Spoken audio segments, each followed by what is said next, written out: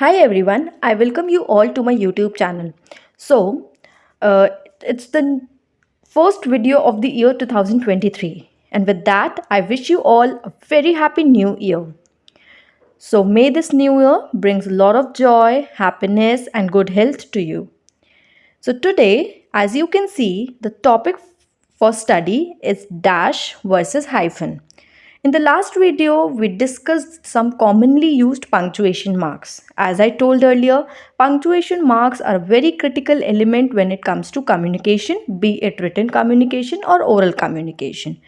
So, today we'll be studying two other punctuation marks and the difference between them. So if you have not watched my previous video, I have included the link in the description section. So kindly go and watch that video and return back to watch this difference between dash and hyphen. So if I see, then we are confused between dash and hyphen somewhere, right? We feel that they are same, maybe they have the same usage and are used in the same sense. So all your questions will be answered in the coming slides.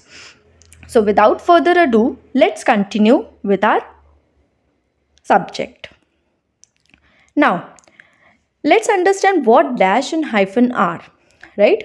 So we have to understand that these both are commonly used punctuation marks that we use in our daily communication, be it written communication, be it oral communication, and most importantly it is used in written communication. ठीक है, visible होता है उसका presence कि कहाँ पे use हुआ है. ठीक है, but when it comes to oral communication वो उतना समझ में नहीं आएगा. ठीक है, सो now, as I said, the dash and hyphen may sound same, they may look same, right? And even we might think that they have the same usage. मतलब कि जो सिग्निफाई कर रहे हैं वो सेम ही सिग्निफिकेंस है दोनों का, बट ऐसा नहीं है, दे आर टोटली डिफरेंट. ठीक है, so first difference is on the basis of symbol. जो इनके सिंबल हैं, you can see that dash थोड़ा सा लंबा होता है as compare to hyphen. So hyphen is a short dash and dash is somewhat longer than hyphen. So हम इसको इस तरीके से समझ सकते हैं कि डैश डैश 4 लेटर वर्ड है और उसका जो सिंबल है वो बड़ा है. ठीक है, और hyphen is a 6 letter word and उसका जो सिंबल है वो छोटा है as compare to dash. So vice versa opposite है, छोटा वर्ड बड़ा सिंबल, बड़ा वर्ड छोटा सिंबल. ठीक है, तो इस तरीके से हम समझ सकते हैं. और जब भी हम कभी कुछ रीड करें तो हमें समझ में आ सकता है कि यहाँ पे हाइफन यूज़ हुआ है या डैश यूज़ हुआ है. Okay, now moving further we will discuss the usage of dash. ठीक है, तो the very first usage is dash is use to mark a break or abrupt turn in a sentence. जब हम कोई sentence लिख रहे होते हैं और वहाँ पे अचानक से कोई ब्रेक लेना है, ठीक है, या हमें उसका एक ट्विस्ट एंड टर्न लेना है उस सेंटेंस में, तो हम डैश का यूज़ करते हैं. For example, communication skills dash must for the growth of an individual.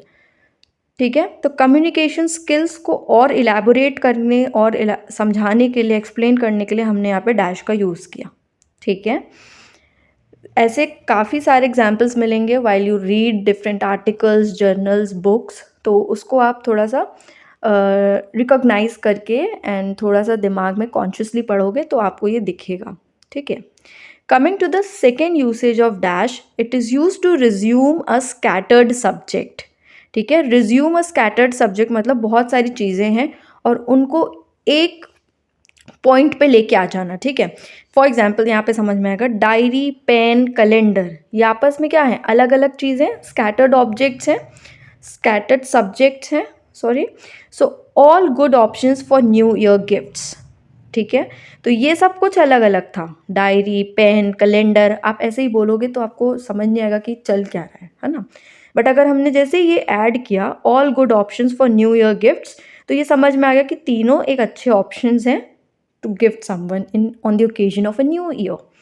So that this is how dash is used to resume a scattered subject. ठीक है, now इसका यूसेज आप उस टाइम भी करते होंगे, फॉर एग्जाम्पल जब आप अपने आंसर्स लिखते हो, ठीक है.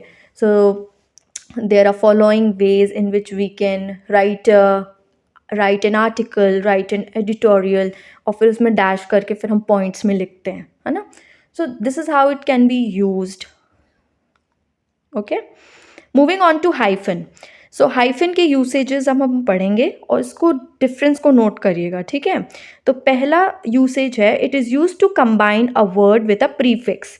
अब प्रीफिक्स हमने पढ़ा है कि क्या होता है, कोई वर्ड के स्टार्टिंग में जो हम छोटा सा वर्ड यूज़ करें या फिर लेटर्स यूज़ करें, 3-4 लेटर्स, वो प्रीफिक्स होता है ना. जैसे हमने न्यूमो पढ़ा था एक वीडियो में, न्यूमो का रिलेशन लंग्स से था और वो प्रीफिक्स था वहाँ पे, ठीक है. तो फॉर एग्जाम्पल यहाँ पे ex husband, anti ageing, vice chairman. तो यहाँ पे एक्स क्या है, प्रीफिक्स है. हस्बैंड क्या है, एक वर्ड है. तो इस वर्ड को, हस्बैंड को एक प्रीफिक्स से जोड़ने के लिए हम बीच में किसका यूज़ करते हैं, हाइफन का. डैश का यूज़ नहीं होता है यहाँ पे हाइफन का यूज़ होता है, ठीक है. एंटी एजिंग, वाइस चेयरमैन, और इसी तरीके से हम काफ़ी सारे और भी वर्ड्स पढ़ते हैं, जैसे एंटी करप्शन हो गया, है ना. तो इस तरीके से जो भी वर्ड्स होते हैं जिसमें हम प्रीफिक्स ऐड कर रहे हैं किसी वर्ड के साथ, उसके बीच में हम हाइफन का यूज़ करते हैं, ठीक है. Moving on to second usage, it is used in compound adjectives preceding nouns. तो पहले तो हम इसका कंपाउंड एडजेक्टिव्स का मतलब समझते हैं. कंपाउंड एडजेक्टिव्स ऐसे एडजेक्टिव्स होते हैं जो दो वर्ड्स से मिलकर बनते हैं, ठीक है. तो एग्जाम्पल देखते हैं यहाँ पे, well mannered boy. Boy is a noun, ठीक है, और वेल एक अलग शब्द है, मैनर्ड एक अलग शब्द है. तो जब हम दोनों को जोड़ के एक एडजेक्टिव बना देते हैं, वो कंपाउंड एडजेक्टिव कहलाता है. तो जब दो वर्ड्स को मिला के हमने एक एडजेक्टिव बनाया है तो उसके बीच में हम हाइफन यूज़ करते हैं, वेल मैनर्ड बॉय. इसी तरीके से सेकेंड एग्जाम्पल देखो, गवर्नमेंट इशूड बॉन्ड्स. तो bonds is a noun, issued is a word, government is another word. दो वर्ड्स को जोड़ के हमने कंपाउंड एडजेक्टिव बनाया तो वहाँ बीच में हाइफन का यूज़ हुआ. तो क्या बन गया, गवर्नमेंट इशूड बॉन्ड्स, ठीक है. इसी तरीके से हो सकता है गवर्नमेंट ओन्ड प्रीमिसेस, ठीक है. तो जो प्लेसेस और प्रीमिसेस और कैंपसेस गवर्नमेंट ओन करती है ना. तो कैंपस हमारा नाउन हो गया और government owned, government is one word, owned is another word, दोनों को जोड़ दिया और दोनों के बीच में क्या यूज़ होगा, हाइफन यूज़ होगा to make it an compound adjective, ठीक है. So this is how hyphen is used. तो अगर आपको कुछ समझ नहीं आ रहा है, कोई कन्फ्यूजन है, so you can always feel free to comment down. Moving on to the third and the last usage of hyphen, that is, it is used between compound numbers when written in words. So compound numbers again, जब दो numbers को मिला के हम एक number बनाते हैं, ठीक है. जैसे कि 25, 20 एक अलग number है, 5 एक अलग number है, दोनों number को हमने जोड़ दिया और बीच में क्या use हुआ, hyphen. So this is how also hyphen is used. यहाँ पे डैश यूज़ नहीं होता है, यहाँ पे हाइफन यूज़ होता है, रिमेंबर दैट, ठीक है. तो ये था major difference between hyphen and dash. I hope you get that. I hope you learn something new today to make your ear and to start your year with a good learning. So thank you for watching my video, and if you liked my video then please like, share and subscribe. And yes, happy learning. See you in the next video.